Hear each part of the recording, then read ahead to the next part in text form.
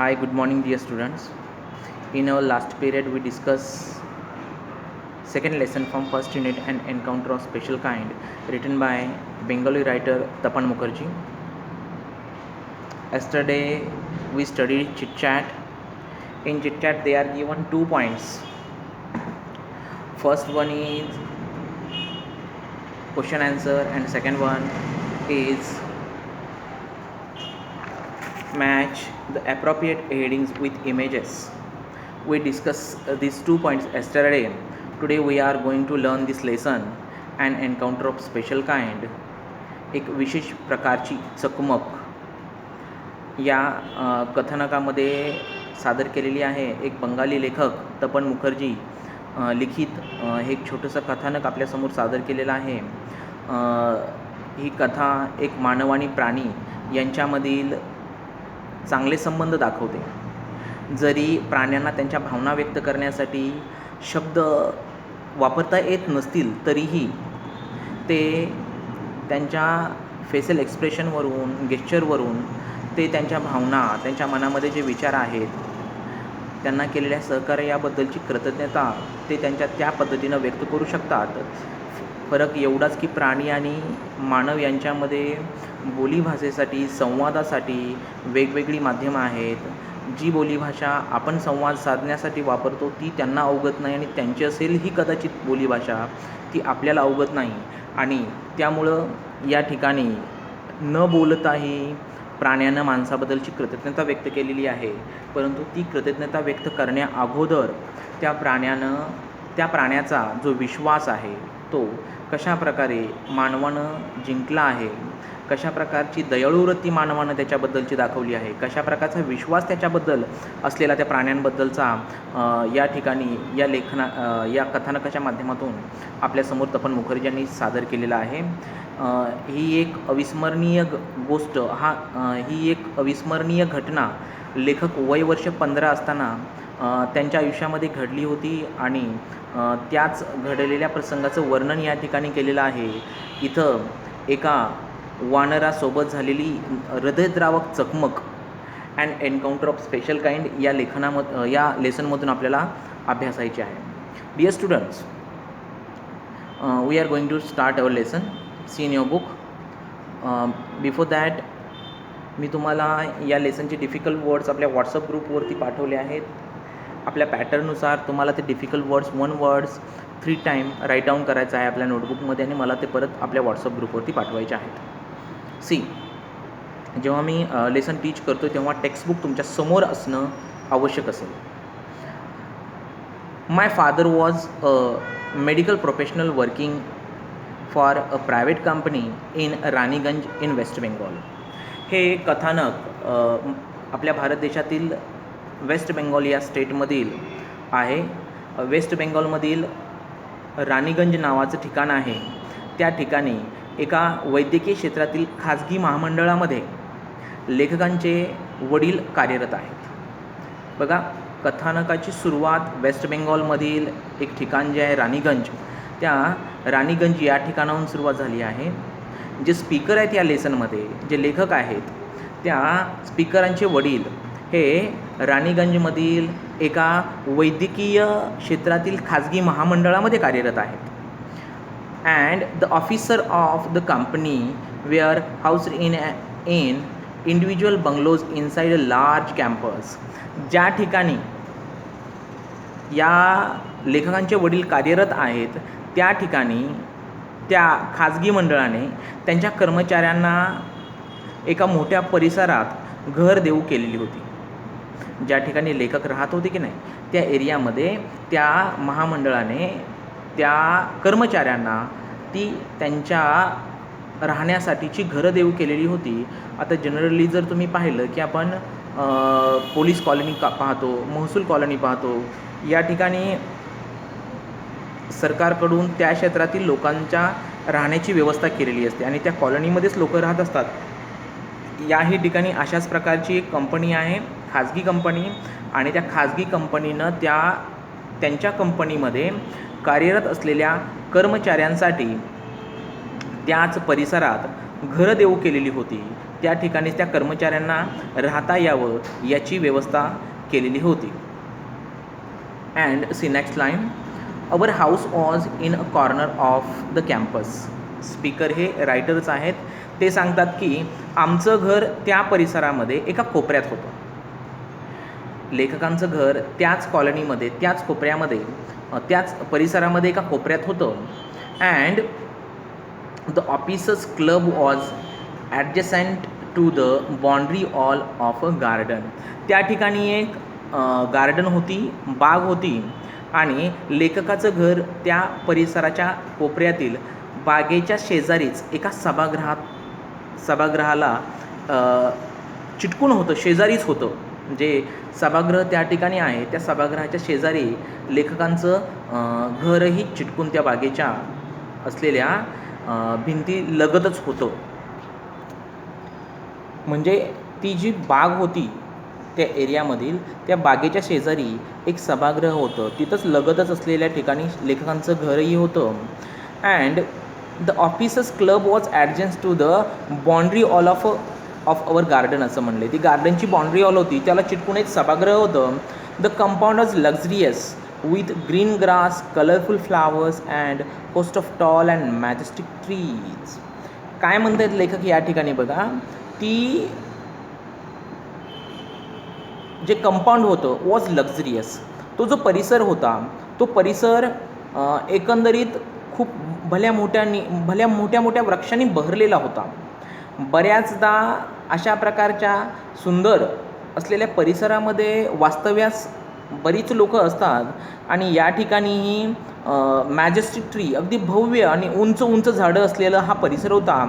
The seasonal vegetables in the kitchen garden of the households and the magnificent tree constantly attracted squirrels and many species of birds. A group of langurs had even made their den in an aswathama tree nearby.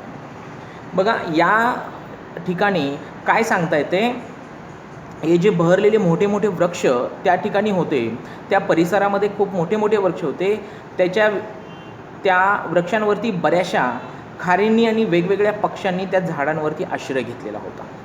जे बरेचसे प्राणी पक्षी, आता वृक्ष म्हटल्यानंतर पशु पक्षी प्राणी इतर निशाचर त्या ठिकाणी वास्तव्यास असणारच. तशाच प्रकारचं त्या उंच आणि भल्या मोठ्या असलेल्या वृक्षांवरती काही खारींनी आणि वेगवेगळ्या पक्ष्यांनी आश्रय घेतलेला होता. And they again sed here की द मॅग्निफिसेंट ट्रीज, हे दिव्य भव्य मोठी असलेली वृक्ष कॉन्स्टंटली अट्रॅक्टेड स्क्वॅरल्स, तिथं असलेल्या स्क्वॅरल्स आहेत त्यांना आकर्षित करत असायचे. And many species of birds, वेगवेगळ्या जातीचे पक्षी त्या ठिकाणी त्या वृक्षावरती असायचे. A group of langur had even made their den in ashwathama tree nearby. आणि तिथंच जवळ शेजारीच असलेलं एक अस्वथ म्हणजे पिंपळाचं झाड होतं आणि त्या पिंपळाच्या झाडावरती एका वानराच्या टोळीनं आश्रय घेतलेला होता. बघा कथानक कुठं अगदी कसं वेगळ्या पद्धतीनं वळण घेत चालले आणि लेखकाने अगदी सुंदर, अस्वथा म्हणजे पिंपळाच्या एका झाडावरती वानराच्या एका टोळीनं आश्रय घेतलेला होता आणि त्या अश्वथा म्हणजे पिंपळाच्या झाडावरती या वानराचं दररोजचं ये-जा असेल किंवा वास्तव्य असेल. They had all become a part and parcel of our existence and daily life. लेखकांना या ठिकाणी म्हणायचं आहे they had all become a part and parcel of our existence. हे प्राणी, हे पशुपक्षी, हे कीटक, हे सगळे आमच्या दैनंदिन जीवनाचं एक अविभाज्य घटक बनून गेले होते. मीन्स त्या खारी असतील किंवा ते बर्ड्स असतील किंवा हे वानरं असतील, ही त्या परिसरातील एक पार्ट अँड पार्सल बनून गेले होते. म्हणजे तिथला एक अविभाज्य घटक बनले होते. अँड डेली लाईफ, दैनंदिन जीवनामध्ये या पशुपक्ष्यांचं, या प्राण्यांची वावर त्यांच्या अवतीभोवती सतत असायचा, असं या पहिल्या पॅरेग्राफमधून लेखकांना सांगायचे. In short I am going to explain this. या ठिकाणी लेखकांचे वडील बंगालमधील राणीगंज या ठिकाणी एका वैद्यकीय क्षेत्रातील खाजगी महामंडळामध्ये कार्यरत आहेत. त्या खाजगी महामंडळातील कर्मचाऱ्यांसाठी एका मोठ्या परिसरात घर देऊ केलेलं आहे आणि त्या परिसरामध्येच एका कोपऱ्यामध्ये लेखकांचंही घर आहे आणि त्या ठिकाणी एक बाग आहे, त्या बागेच्या शेजारीच एक ऑफिसर लोकांसाठी सभागृह आहे त्या भोवतीच, आणि त्या परिसरामध्ये भली मोठी उंच उंच वृक्ष आहेत, भली मोठी मोठी झाडं आहेत, आणि या प्रकारची भली मोठी असलेली जी झाडं आहेत जी की स्वागतासाठी आहेत, त्यांनी स्पेशली वर्डिंग केलं इथं, the compound was luxurious with green grass, सगळीकडे हिरवळ आहे, कलरफुल फ्लावर, सुंदर सुंदर फुलं आहेत, and a host of all tall and majestic tree, आणि जसं की स्वागतासाठी ही उंच उंच आणि भली भली मोठी झाडं उभं आहेत, अशा प्रकारचं एक सुंदर असं लेखकांनी या ठिकाणी चित्रण आपल्यासमोर मांडलं आहे. The seasonal vegetable in the kitchen garden of the households, जी घराच्या भोवती छोटी छोटी स्त्रियांनी किंवा त्या घरातील लोकांनी त्यांच्या स्वतःच्या गरजेसाठी किचन गार्डन तयार केलेले आहे, त्याला घरबाग ज्याला म्हणायचं, अशा प्रकारची त्यांच्या परिसरामध्ये त्यांनी बाग बगीचा फुलवलेला आहे. And the seasonal vegetables in the kitchen garden, आणि त्या किचन गार्डनमध्ये त्यांना लागणाऱ्या ज्या व्हेजिटेबल्स आहेत त्याही त्यांनी उगवलेल्या आहेत. Of the households and the magnificent trees, आणि भव्य अशी झाडंही आहेत. Constantly attracted squirrels and many species of birds, बऱ्याचदा या ठिकाणी असलेल्या पक्ष्यांना किंवा त्या जी खारुताई असते त्यांना ही झाडं आकर्षित करतात. अर्थातच मी अगोदर सांगितल्याप्रमाणे झाडं म्हणल्यानंतर पशुपक्षी आणि प्राण्यांचा वावर नक्कीच असतो, तशाच प्रकारचाही वावर या ठिकाणी लेखकांनी सांगितलेला आहे. आणि त्यांनी विशेष फोकस ज्या घटकाकडे जायचं आहे त्या मुद्द्याकडे वळत सांगितलं आहे की अ ग्रुप ऑफ लंगूर, वानरांचा एक समूह, एक टोळी त्या ठिकाणी राहते. Had even made their den in and ashwatha tree nearby, अस्वथा म्हणजे पिंपळाच्या झाडावरती, डेन म्हणजे गुहा ज्याला म्हणायचं, ती गुहा त्या ठिकाणी त्या वानरांच्या टोळीनं केलेली आहे. They had all become a part and parcel of our existence and daily life, आणि ते प्राणी असतील, ते पशु असतील किंवा जे कीटक असतील, ते लेखकांना या ठिकाणी सांगायचं की हे आमच्या जीवनाचे एक अविभाज्य घटक झाले होते, ते आमच्याबरोबर वावरत असायचे. त्यामुळं या ठिकाणी या पॅरेग्राफमधून तिथल्या परिसराचं वर्णन लेखकांनी सांगितलं आहे की कशा प्रकारचं त्या ठिकाणी तो कशा प्रकारचा परिसर असू शकतो. In this second paragraph see, a small incident on a Saturday afternoon left a profound effect on me. शनिवारची दुपार होती आणि या दुपारच्या वेळी एक छोटासा प्रसंग घडला, आणि या प्रसंगानं माझ्या मनावरती खोलवर परिणाम केला.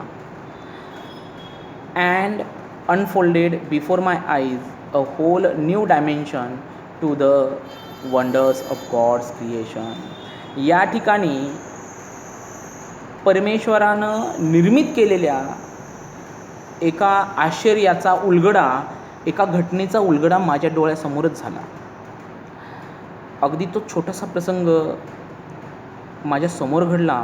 दिवस शनिवार होता आणि दुपारची वेळ होती, आणि मग कशा प्रकारे तो प्रसंग घडला आणि तो प्रसंग काय घडला याचं लेखकांनी या ठिकाणी आपल्याला चित्रण पुढे सांगितलं आहे. It was a few days into the puja vacation. त्या ठिकाणी सुट्टीचे दिवस होते, आणि सुट्टीचे दिवस असल्यामुळं just like for any other child, दुसऱ्या मुलांसारखंच सुट्टीच्या दिवसामध्ये जसे मुलं आपल्याकडं वेळ खेळण्यामध्ये किंवा वाचनामध्ये कमी प्रमाण पण खेळण्यामध्ये जास्त, अशा प्रकारे वेळ घालवला जातो, तशाच प्रकारचं लेखकांच्याही इकडं सुट्टीचे दिवस होते. कारण दुर्गापूजा ही पश्चिम बंगालमध्ये अगदी मोठा सण उत्सव आहे आणि त्याच्यासाठी त्या राज्याकडून सुट्ट्या दिल्या जातात. तशाच प्रकारची पूजा वॅकेशन या ठिकाणी होत्या. And just like for any other child the holidays provided an opportunity for me. आणि मग जसं दुसऱ्या मुलांना सुट्ट्या काही गमतीशीर गोष्टी पुरवतात खेळण्याच्या, इकडून तिकडे बागडण्याच्या, तशाच प्रकारचे प्रसंग लेखकांच्याही वाट्याला आले होते. For any other child the holiday provided to become engrossed in various magazines and story books.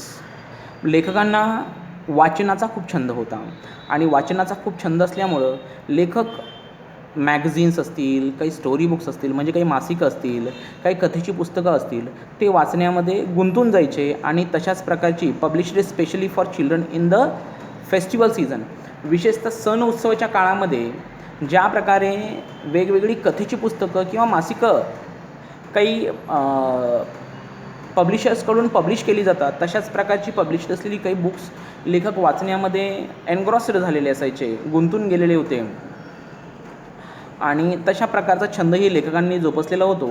जसं की वेगवेगळ्या प्रकारच्या सुट्टीच्या काळामध्ये बुक्स. आता तो ट्रेंड बदलत चालला आहे. मुलांचा सध्याचा कल हा मोबाईल किंवा पबजी वगैरे अदर गेम्सकडं आहे. तशा वाचनाचं वेळ थोडंसं कमी होत चाललं आहे, परंतु लेखकांना खूप इंटरेस्ट होता. लेखक त्यावेळी मॅगझिन्स आणि स्टोरी बुक्स वाचायचे. आता नेमका प्रसंग काय घडला तो या ठिकाणी पुढच्या पॅरेग्राफमध्ये सांगायला लागलेत. वरच्या म्हणजे सेकंड पॅरेग्राफमध्ये त्यांनी सांगितलं की शनिवारची दुपारची वेळ होती आणि या शनिवारच्या दुपारच्या वेळी एक प्रसंग लेखकांसमोर घडला आणि त्या प्रसंगानं लेखकांच्या मनावरती खोलवर परिणाम केला. तो प्रसंगच असा होता की ज्यानं लेखकांना खडबडून जागं व्हावंसं लागलं आणि तो अनफोल्ड झाला. त्यांच्यासमोरच तो प्रसंग घडला. होल न्यू डायमेन्शन, तो जी घटना प्रसंग आहे तो एक परमेश्वरानं निर्मित केलेल्या या पृथ्वीवरील सगळ्या या घटकांना उजाळा देणाराच हा प्रसंग होता. सुट्टीचे दिवस होते आणि जसं की सुट्टीच्या दिवसामध्ये वेगवेगळे छंद मुलांना आपले पूर्ण करण्यासाठीचा वेळ मिळतो, तशाच प्रकारचा वेळ लेखकांना मिळाला होता. लेखकांना या ठिकाणी वाचनाचा खूप व्यासंग होता. ते मॅगझिन्स आणि स्टोरी बुक्स वाचत असायचे आणि ते स्टोरी बुक्स विशेषतः सुट्टीसाठी पब्लिश केलेले स्टोरी बुक्स या ठिकाणी ते वाचत असायचे. असं इथं सेकंड पॅरेग्राफ म्हणतो आहे. Now we are going to learn this third paragraph. After a hearty lunch, अगदी भरपेट जेवण झाल्यानंतर दुपारच्या वेळचं, my parents and my younger sister lay down for an afternoon nap. माझे आईवडील आणि माझी बहीण, म्हणजे लेखकांचं एकंदर कुटुंब 4 लोकांचं आहे. आई, वडील आणि त्यांची छोटी बहीण, यंगर सिस्टर म्हटलं आहे. ते दुपारच्या जेवणानंतर lay down for an afternoon nap, एक जी वामकुक्षी असते दुपारच्या वेळची, त्या वामकुक्षीसाठी दुपारच्या वेळेच्या रेससाठी अंथरुणामध्ये लोळत होते आणि अंथरुणावरती पडलेले होते. And I settle down with a story book. जसं की लेखकांचा छंद होता. ही बाकीची लोकं दुपारच्या वामकुक्षीसाठी गेल्यानंतर लेखकांनी नेहमीप्रमाणे आपलं जे स्टोरी बुक आहे ते स्टोरी बुक घेतलं आणि they start to read their story books. त्यांनी त्यांचं ते पुस्तक वाचण्याला सुरुवात केली. The quiet afternoon presented the perfect background. आता दुपारची वेळ म्हणल्यानंतर सावरासावर झालेली होती. सगळीकडचं वातावरण बऱ्याच प्रमाणात शांत होतं, कारण त्यांनी द क्वाईट आफ्टरनून म्हटलं आहे या ठिकाणी. म्हणजे दुपारची वेळ, अगदी शांतता. प्रेझेंटेड द परफेक्ट बॅकग्राऊंड, आणि वाचनासाठी जी शांतता आवश्यक असते त्या प्रकारची पार्श्वभूमी या ठिकाणी होती for reading and adventure story. जी ॲडव्हेंचर स्टोरी आहे ती वाचनासाठी, ज्याला साहसी कथा म्हणतो आपण, तशा प्रकारच्या कथा वाचण्याची आवड लेखकांमध्ये असेल आणि त्या प्रकारच्या ॲडव्हेंचर स्टोरीचं बुक आफ्टरनून टाईममध्ये म्हणजे लंच झाल्यानंतर लेखक घेऊन सेटल डाऊन झाले.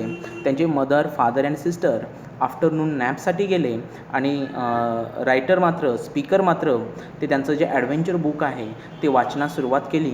आणि त्यावेळी दुपारची वेळ असल्यामुळं खूप सगळीकडं वाचनासाठी आवश्यक असलेली सगळी शांतता पसरलेली होती.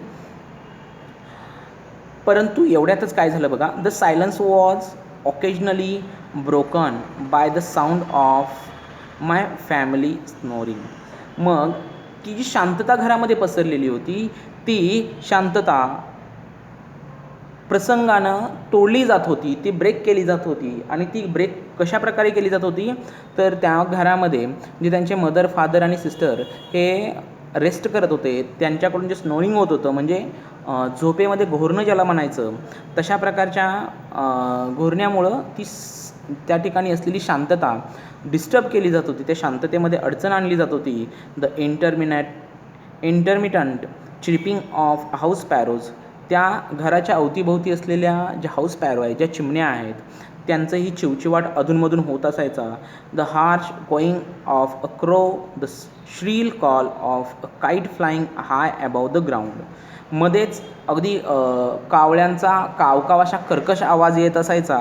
एवढ्यावरतीच नाही, तो जो काईट असतो, जो ज्याला आपण घार म्हणू, ती आकाशी उंच भरारी घेऊन मोठा कर्कश असा आवाज करत असायची अबाव द ग्राउंड. त्या ग्राउंडच्या वरती मिनिट्स टिक्ड बाय.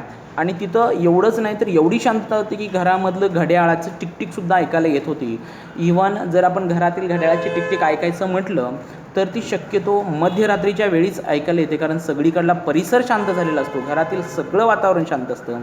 अशाच वेळी या प्रकारची शांतता आपल्याला ऐकायला मिळते. परंतु इथं दुपारच्या वेळी खूप शांतता असल्यामुळं घड्याळाची टिकटिक जी होती तीसुद्धा ऐकायला येत होती. I become deeply absorbed in the book. आणि लेखक सांगत आहेत की मीसुद्धा माझं जे ॲडव्हेंचर स्टोरी बुक होतं ते रीड करण्यामध्ये कम्प्लिटली ॲब्सॉर्ब झालो होतो, कम्प्लिटली तल्लीन झालेलो होतो. अशा प्रकारची तिथल्या घरातल्या प्रत्यक्ष वातावरणाची इत्थंभूत माहिती आपल्याला या पॅरेग्राफमध्ये दिली आहे. इन शॉर्ट, लेखकांच्या घरामध्ये एकंदर 4 लेखकासह लोक आहेत. आई वडील आणि त्यांची बहीण, जी छोटी बहीण आहे. दुपारच्या जेवणानंतर आई वडील आणि त्यांची बहीण वामकुक्षीसाठी गेले होते आणि नेहमीप्रमाणे लेखक वाचनासाठी बसले. ते ॲडव्हेंचर स्टोरी वाचत होते. घरामध्ये वाचनासाठी आवश्यक असलेली जी शांतता हवी असते ती शांतता होती. आणि मध्ये मध्ये मात्र घरातील लोकांच्या घोरण्यामुळं असेल की चिमण्यांच्या चिवचिवाटानं असेल की कावळ्याच्या कावकाव करण्यानं असेल किंवा आकाशात उंच भरारी घेणाऱ्या घारीच्या श्रील कर्कशाच्या आवाजानं असेल, तिथं थोडंसं वातावरण, ती शांतता डिस्टर्ब होत होती. एवढंच आहे तर घड्याळाची टिकटिकसुद्धा ऐकायला येत होती, तीसुद्धा शांततेत अडथळा आणत होती. आणि या सगळ्या वातावरणामध्ये लेखक त्यांच्या वाचनामध्ये अगदी तल्लीन झाले होते. या ठिकाणी 3 पॅरेग्राफ आपण लर्न केले आहेत. नियर अबाउट 22 मिनिट्सचा व्हिडिओ होतो आहे. या ठिकाणी याच्यासाठी आपण थांबतो आहे.